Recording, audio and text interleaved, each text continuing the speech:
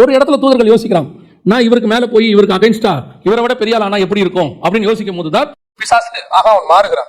அதற்கு பிறகு அவன் கீழே தள்ளப்படுகிறான். கீழே தள்ளப்படும் போது தன்னோட ஒரு கூட்டத்தை கொண்டாந்துட்டான். இப்ப கர்த்தர் என்ன விரும்புறாருன்னா, அவன் கொண்டு வந்த கூட்டம் எவ்வளவு நமக்கு தெரியாது, எவ்வளவு பேர் அவன் கூட்டிட்டு வந்தான்னு தெரியுது, அந்த கணக்கு நம்ம கிட்ட இல்ல. 12ஆம் அதிகாரம் வெளிப்படுத்தின விசேஷத்துல வானத்தின் நட்சத்திரங்களில் 1/3 பங்கு அப்படின்னு இருக்கு. அதுக்கு ஒரு கருத்து என்ன சொல்றாங்கன்னா, 1/3 பங்கு தூதர்களை வந்து அவன் கூட கூட்டிட்டு வந்துட்டான் அப்படின்னு சொல்றாங்க. அப்படியே இருந்தாலும் எத்தனை கோடி எத்தனை லட்சம் நமக்கு தெரியாது. இப்ப அதுக்கு மாற்றாக கர்த்தர் என்ன செய்யறாரு, அந்த பிசாசு இருந்த இடத்திற்கும் அவங்க கூட வந்த தூதர்களுக்கு பதிலாக ஆதாமையும் அவன் சந்ததியும் கர்த்தர் பூமியில உண்டாக்குறார். எதுக்காக அப்படின்னு கேட்டீங்கன்னா, பிசாசை அவர் மண்ணில உண்டாக்கல, வார்த்தையில உண்டாக்குனார். ஆனா மனுஷனை கர்த்தர் என்ன செய்யறாரு, மண்ணில உண்டாக்குறார். காரணம், என்னை விட குறைவான ஒரு தூதன் என்னோட இடத்துக்கு வர ஆசைப்பட்டபடினாலே அவனை விட குறைவாய் ஒருத்தனை உண்டாக்கி அவன் ஸ்தானத்துக்கு நான் கொண்டு வருவேன்.